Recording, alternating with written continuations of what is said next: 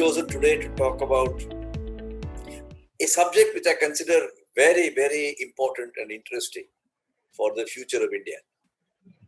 There is little doubt in anybody's mind that when all this coronavirus and so on is behind us and whatever the new scenario, the new normal is will emerge, we need a strong business and enterprise community.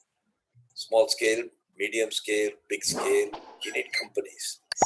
And we need companies which can last long, which can become institutions.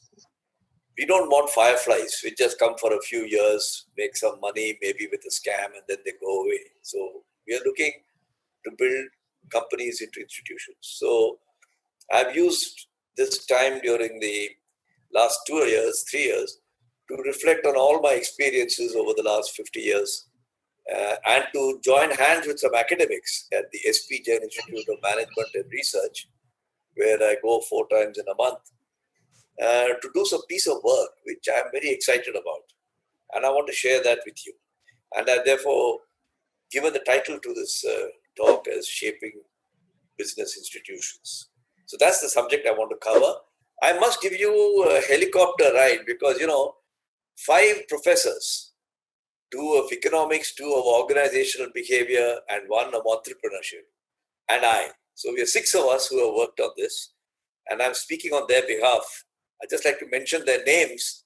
Professor Tulasi Jayakumar of SP Jain, they're all of SP Jain. Professor M. Suresh Rao of SP Jain. Professor Pallavi Modi, Professor Sushimtha Srivasthav, and Professor Lata Dhir. So very high-powered. They're all doctorates. I'm the only simple fellow without a doctorate. Now, this is one of the rare occasions in my knowledge where a seasoned practitioner has collaborated with 5 academics.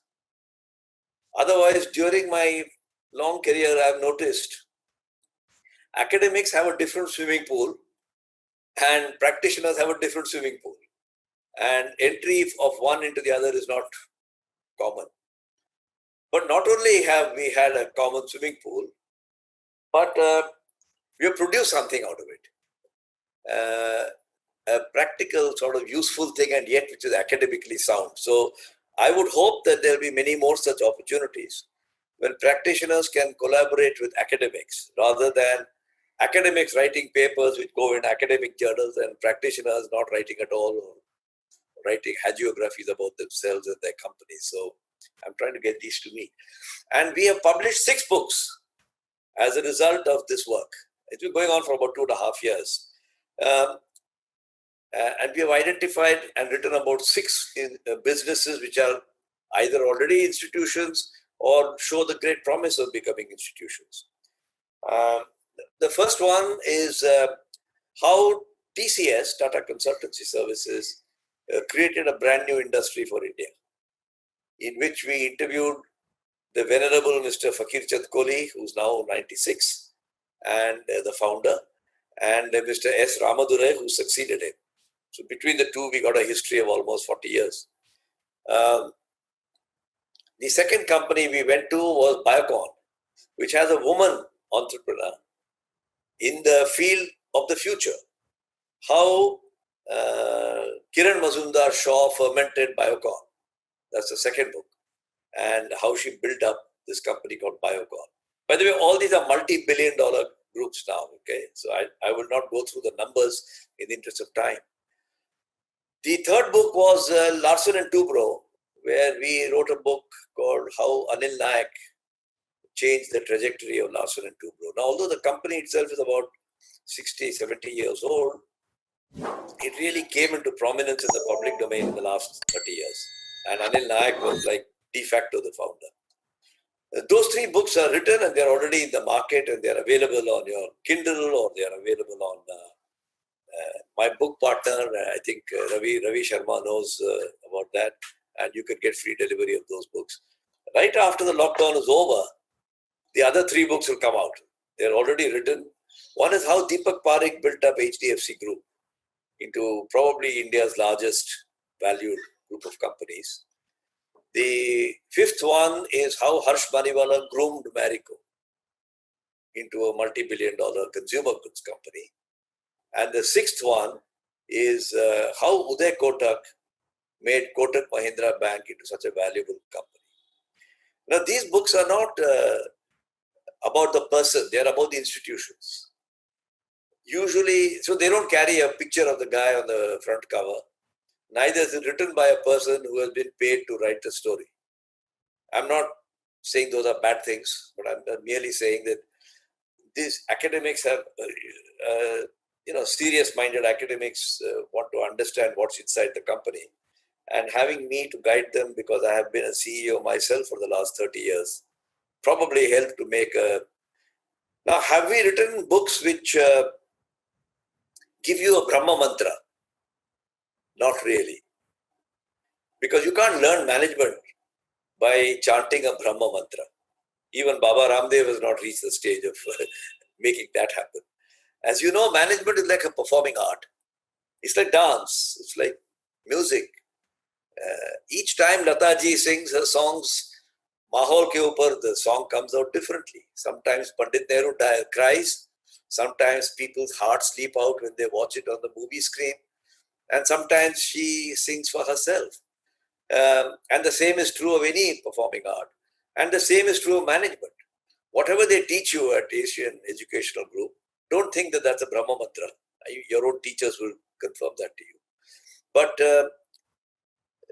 they demonstrate how in one particular mahol, a particular thing worked. That's why all the 6 books are very important, because it's like saying, are there different types of music I would like to listen to? Would you go to a Spotify site which had only the same music by the same person all the time? I suppose not, because it's not enjoyable. So all these 6 books are demonstrating. Now the question is, and in your mind rightly, you say, "Theek hai bhai, Ram Kahani to suna diya." What is the stuff all about? So let me just come to that subject. The basic hypothesis that we came to 2.5 years ago was, is there a difference between a good CEO who runs a good company and a shaper who shapes an institution? Will it just become a play of words, or is there really some difference? And I raised this question at some faculty meeting. I have spent all my career attending board meetings, not faculty meetings. The faculty meetings are quite different, And so it was a good experience for me. And for the faculty to have a kida like me was also probably a different experience. And I raised this question. And over the next 4 or 5 weeks, these faculty, whose names I mentioned a while ago, produced a big pota, of research papers written on this sort of subject. Each one did his or her own search. And I was suddenly given a lot of erudite papers written in foreign journals. They called it A-class journal and B-class journal and so on and so on. And I said, my God, what am I going to do with all this? I did take the trouble. I said, if they've taken the trouble to produce all this literature search, then I must go through it. So I went through it. And I said, in a company, in a business, it will never work to give a 500-page report. So I have to convert this into one single sheet of paper. That's what we are trained to do as practitioners, And I didn't do this all by myself. I must tell you, I sat down with these 5 people, and it took a number of iterations. And then we arrived at what I call the Brahma Mantra. What looks like a Brahma Mantra. It's like Gayatri. Gayatri Mantra did not just come overnight. After a lot of Munijis and so on sat and contemplated, they produced Om Bhurbhuva Swaha and its meaning. And you know very well that just because you learnt it by heart doesn't mean you're a very holy or good person. But you have to do very many things that go with the Gayatri Mantra. So we produced a sort of Gayatri Mantra for shaping an institution. And it is that Gayatri Mantra that I want to share with you today, with the promise that it is not a magical Gayatri Mantra, but something to arouse your curiosity. And hopefully, some of you who are interested will get hold of those books in your college library, or you can buy the books. They're very inexpensive, not very expensive. And look at how other people have shaped institutions. Because India desperately needs institutions in the future. And people like you who are studying management and teachers like those who are listening to today's lecture are shaping the shapers. So, this is quite a fantastic combination. The teachers are there, the students are there, and I'm told there are a few practitioners also who can apply this in their companies tomorrow. Right. So, firstly, what is the difference between a good company and a good institution? So, I want you to sit back and just relax. And I'll tell you some names. A fantastic looking bungalow in Golf Links, Delhi. Fully marble, air conditioned, 7 bedrooms, with a big lawn in front. Think of that. And then I say Lal Killa. I say, which is an institution? I think the answer is self-evident. You're unlikely to say the Golf Links bungalow is an institution. I tell you, Agra ka Taj Mahal. And on the other side, I tell you Kabristan in Park Circus in Calcutta. I mean, Taj Mahal is just a big fat Kabristan, right? If you cut out all the... And therefore, the concept of an institution in our imagination is something that is grand, awesome, long-lasting, inspiring.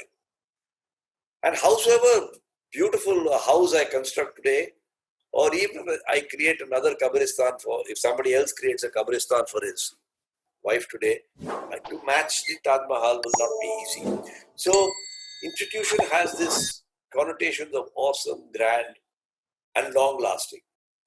So, having defined it, I say, what is the difference between a good CEO and a shaper? Are they doing about the same things in different ways? So, I want to tell you very briefly how they differ. Because then you have the Brahma Mantra. What does a good CEO of an ordinary company do, good company, and what does the shaper of an institution do? They're very different. If you take a good company CEO in terms of his attention span, what he devotes his time to, he is focused on solving problems efficiently. And a shaper is concerned with long-term sustainability. They're two different things. A typical good company, good CEO will say, रोज का काम करते करते दम घुट जाता है, long term सोचने का समय नहीं है. I'm sure many of your professors in the institute also say that. But a long-term educationist is able to think, what should be the new education policy? How should different forms of teaching come? They think of long-term sustainability. So the first difference between a shaper and a CEO is in terms of their attention span. The second is their purpose. Why are they doing whatever they are doing? A good CEO says, I must deliver shareholder returns. So he's highly focused on profitability, return on capital employed, share price. Whereas a shaper is thinking of stakeholder responsibility, employees, vendors, community. So you can see even today in the COVID situation, there are some companies, especially the startups, they just lay off 1,000 people. And there are some other companies which have been around for a long time, and they say, we will pay you, but we will pay you 70% of the wages, there will be 30% cut. So that's the difference I'm making between being very shareholder focused and being long-term focused. Then the third I would point out in the way they think, because at the end of the day, all managers and executives are hired because they're capable of thinking. It's the mind. And if you look at a good company leader, he or she operates on the basis, I think I've learned more or less what there is to learn. I've done my MBA in Asian Education Group 20 years ago, and now I have attended some advanced management program at XYZ school, and I know things. And those who don't know, the younger people will come to me, I'll give them answers. That's the mindset of it. Whereas a shaper says, I know a lot of things, but it's still so small. There is so much more to learn. So his Shaper is a cyclical learner. He's always got an air of humility about his learning because he has to keep learning every day. The last point I would point out is the mindset of what kind of a game they are playing. See, there are two kinds of games.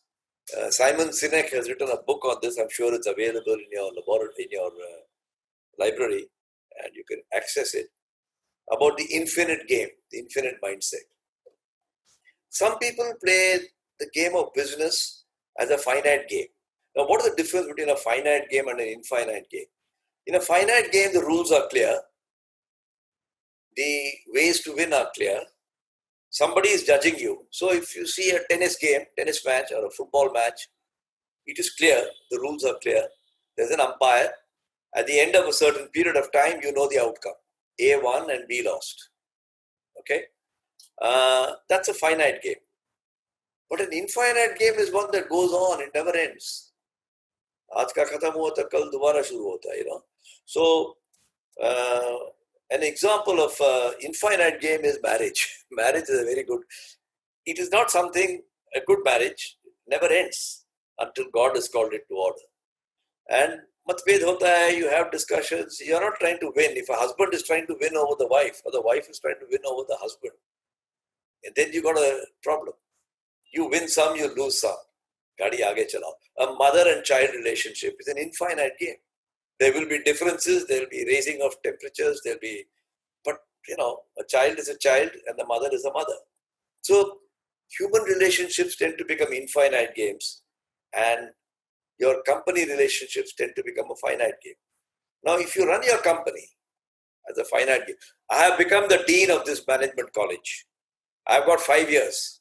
5 saal khatam karke pension leke mujhe jana hai. That's a finite game. I've become chairman of a public sector undertaking or a private company, as the case may be. I know I have to retire at 60, so 3 saal baki hai. Without any CBI inquiry, let me just finish this and go. That's a finite game. An infinite game, they say that I will do this for 3 years, but after this I'm going to do something else. And after that I'm going to do something else. My first chairman, Prakash Tandon, he became chairman of Hindustan, the first Indian chairman of Hindustan Lever in 1961. And when I joined the company, he was a chairman. He was close to retirement. But it is not that he packed up his bags, took his pension and went and lived quietly. I'm not saying it's good or bad. But right after that, he became the chairman of State Trading Corporation. Then he became the chairman of the Punjab National Bank. Then he wrote his books. Then he became member of the India International Center in Delhi. And right till the time he died at 90, he was busy doing things. He was playing an infinite game. So shapers are people who play infinite games in an infinite way. Whereas a reasonable CEO of a reasonable company is playing a finite game. So I've given you a jhalak, 4 or 5 points of difference between how a shaper thinks of things and how a CEO operates. But why do we have enterprise at all? I mean, I have seen many people who think that all businessmen are crooks. If they are in the private sector, they are out to make money. And management colleges will run courses on ethics in business and ethics in management, giving the impression there are a whole lot of crooks out there. So this is the moral code you should follow. I know many people who think all bureaucrats and politicians are crooks, that they are always taking bribes. But that's a very partial and limited view. If you want a happy society, and who doesn't want a happy society? All of us are working to have a happy society. Then you must have enterprise. Enterprise is what keeps the wheels of a society moving. You get some income. Honest enterprise, I agree. And there are crooks. There are as many crooks in business as there are in the bureaucracy, in the judiciary, and in the politics. I don't think any of them has more market share of crooks. But if you do enterprise, then you're able to generate some money and profits. And when you generate money and profits, you're able to support education, health, culture, arts. These are all very important things for a society. And if you have education, health, culture, because enterprise is feeding it, then you have a sense of ecstasy. I therefore call it the 3E formula: enterprise, education, and ecstasy. Because then you have a nice, wholesome life. And that's the way young people should also plan their careers. It's not just about making money and becoming vice president and president and earning lots of money and having a bungalow and a nice 2 cars in the garage. But you must be cultured, you must read, and you must have ecstasy. And enterprise is therefore a very... In the old days, you will read that Indian trading prospered because the Maharaja supported it. Even dance forms like Kathak and Bharatanatyam were supported by the Zamindar or the Maharaja of that particular area because they had the money to support it. And that's how the house of Awadh became so famous, and Lucknow has become famous, and Tanjore in my parts of the country. So it is very important to know that business people play a very important role in society, very important role in society. So once you've got all these in your mind, then you imagine what's an institution. I must tell you a little bit about how this research project came along. I mentioned to you that I was sitting down with these academics and discussing it, and they wrote this big pota, and I said, well, we must create something which is different. There are lots of books available in the market. Like 40 years ago, I think they wrote lessons from the most excellent companies. I think it was Tom Peters and Waterman, Peters and Waterman. And they were all American or European companies, and they wrote about how they practiced excellence. It's a separate, on the lighter side, a separate fact that of all the companies they wrote, within 3 or 4 years, many of them ran into deep trouble. And there's almost axiomatic that as soon as you are written about, you get into trouble. I hope that doesn't happen with the books that we have written. But we are not written about the individual, of course, we're written about the company. Then you have books which your faculty will undoubtedly be able to guide you to, like Good to Great by Jim Collins, How to Build Excellent Companies, and so on. You got half a dozen books, James Champy, Jim Collins, these are all well-known names in this field.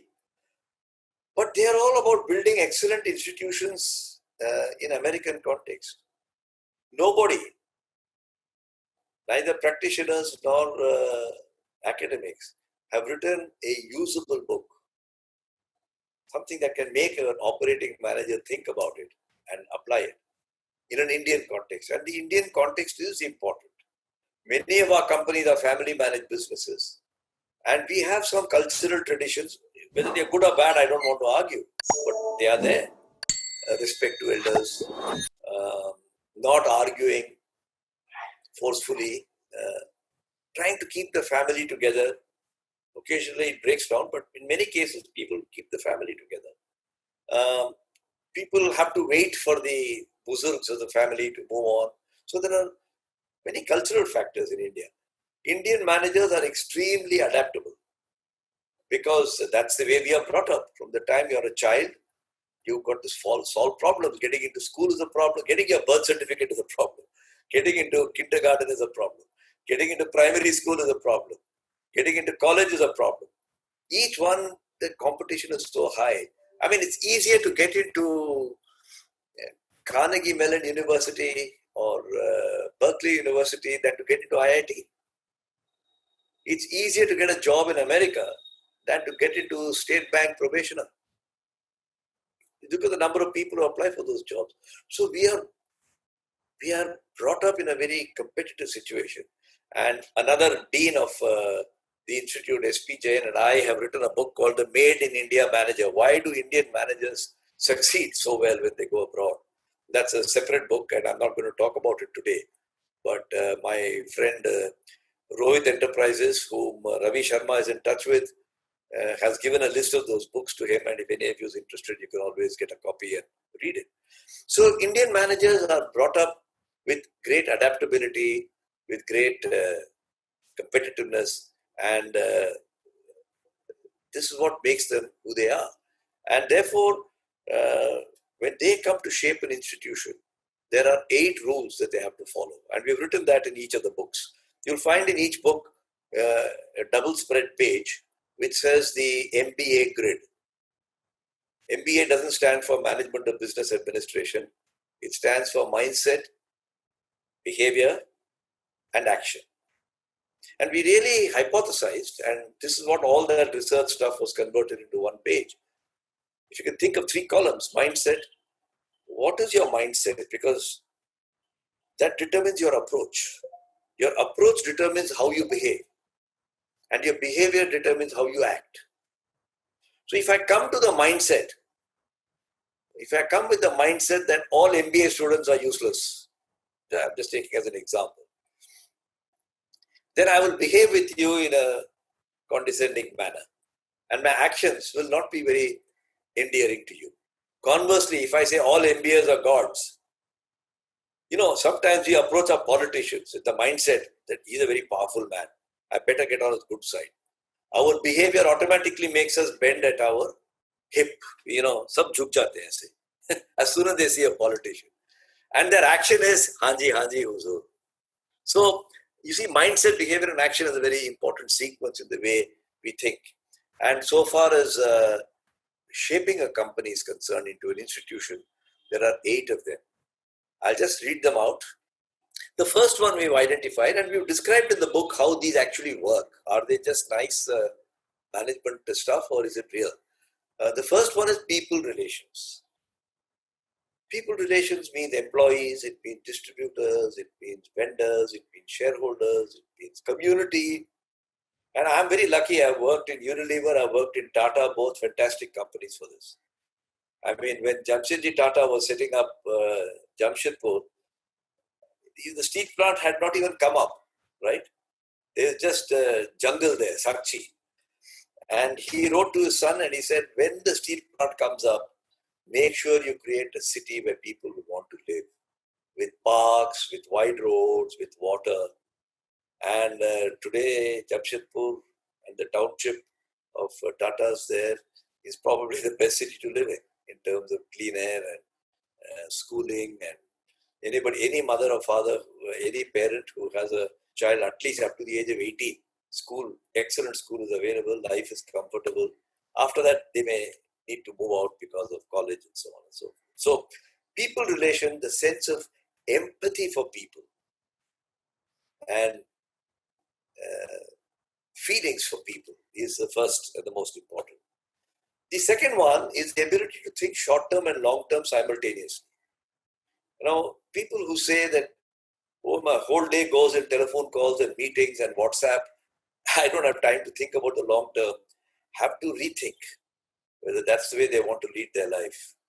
The best example, non-corporate example I can take of short-term and long-term simultaneously is just look at your mother. Now, all of us have a mother or a sister or a wife, depending on your status, who's raising a baby. See, a mother is fantastic. She is able to think of the short term. The baby is crying, it needs a feed, it has just crapped, and the nappy has to be changed. But she doesn't stop thinking about the long term. She's also dreaming that this child will grow up, it will study, it will become a lawyer, it will become a professor at Asian Education Group, whatever. She must go to dance class, she must go to tennis class or whatever. So the way a parent is raising a child shows the ability of a human being to think of short and long term simultaneously. It's a bit messy to do both simultaneously, but all of us do it instinctively. Nobody teaches us. Who teaches a 26-year-old girl to become a mother? And she learns, and then she becomes a mother-in-law, and somebody else becomes a mother, and so the journey carries on. And the best teacher for a shaper to develop short and long-term thinking is the mother, the woman. And if you observe them, you'll learn how to manage both. But put the business context on it, and our books cover many stories of how people have learned to do both. The third one I would draw your attention to is what we call critical thinking. Critical thinking means not choosing action from the most obvious points. that come for the issue. I have to solve this problem. इस पे क्या किया जाए? Route A, Route B, Route C. Then you say, ठीक है, कौन सा किया जाए? अच्छा, Route C करें. Let's do Route C. But Shaper will say, is there no other alternative? So again, metaphors help to explain the point. Imagine that a geologist lands on the moon for the first time. What will the geologist do? He say, यार मैं तो चंद्रमा की धरती पे आ गया हूँ.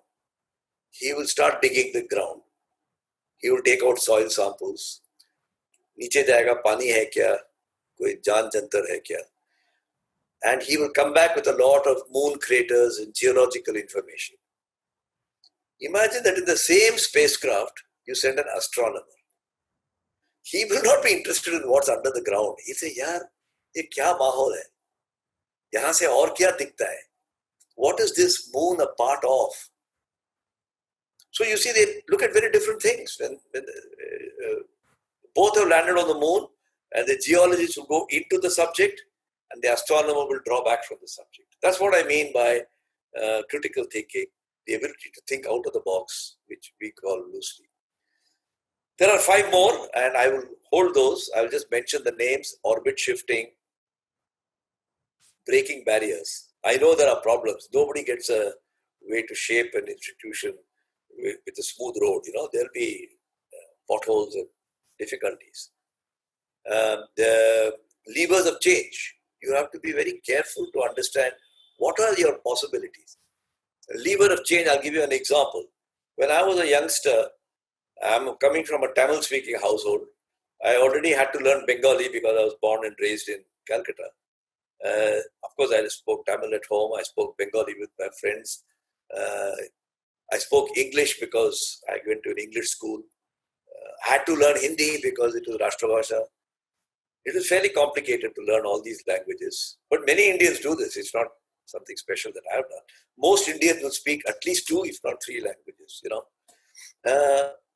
At that time, there was a member of parliament. His name was Purushottam Das Tandon. He's one of those UP Khattar fellows, And he said, Hindi Rashtrabhasha hai, sabko Hindi mein sab bolna padega. And I remember the South said, go to hell, we don't know what the hell Hindi is. And the South was ablaze. Nobody wanted to speak Hindi. And Pandit Nehru had a dilemma. Ki, kya kiya jaye? Anyway, he said for 15 years, all languages will continue. And of course, that 15 years became 30 years, 45 years. And now it's still carrying on in the new education policy also, because India is a very interesting and different sort of country, diverse country. But look what happened to Hindi. Unknown to anybody, unknown and unplanned. Certain people called Ashok Kumar, Dilip Kumar, Dev Anand, Raj Kapoor, Lata Mangeshkar, they created Bollywood. They created Hindi movie world. So Hindi was spoken there, Urdu was spoken there. There was a pretty girl, there was a handsome boy chasing her around trees, singing songs to each other, making every young fellow feel that he should be chasing that little girl, or that little girl feel that boy should be chasing me. And it didn't matter in which language they were talking. People said, "Utna to Hindi samajh aana chahiye ki Hindi ka movie samajh." And Hindi has now become popular, not spoken at home, obviously. If you go deep into Tamil Nadu, one day I was in a small place which you can't even pronounce, Tirutirapundi. If I told you 2 times also, you will not be able to pronounce it. And they were watching, you know what, on TV. This is back in 90s or thereabout. Kaun banega karodpati? And Amitabh Bachchan saying, lock kiya jaye. And these chaps, And I told these guys in Tamil, I said, hey, do you understand what's going on? Do you know who this guy is? And they all rolled their head as a good Tamil would. They said, sir, how does it matter, sir? When 1 crore is involved, let it be Hindi or Tamil, it doesn't matter. So this is what I mean by saying breaking barriers and levers of change. Family planning. I remember when the 50s and 60s, the government, the DAVP as it's called, started a family planning campaign to say, they showed a black and white movie of a young couple getting married with sehra and flowers and everything. And then the voiceover would come, Shadi ki Mubarak ho, lekin 5 साल के लिए बच्चे नहीं होने चाहिए. And it is a disaster. It is a flop, complete flop. Because in the Indian social context, if the daughter-in-law is not delivering within 2 years, then there's lots of social pressure, the mother-in-law, sister-in-law, goes. So after 5 years, they changed the campaign. This is what I mean by levers of change, breaking barriers. They showed the same couple with one baby in the hand and said, now for the next 5 years, don't have the second child. And that worked. It worked very well. I'm sure many other things were done. I'm dramatizing it for the purpose of this talk. So I have got these 8 things, and in each of these 6 companies we talked to, we populated the boxes: mindset, behavior, action, and all these 8 attributes. So you had 8 multiplied by 3, 24 boxes. And that's how the book came, and that's how the books were published. I think, of course, we may be forgiven for feeling good and proud about what we have done by way of a research project and the books we have written. But we hope some of you will at least take the trouble to read them, because we think it's a wonderful contribution to the young people's thinking. I think I've spoken enough, and thank you.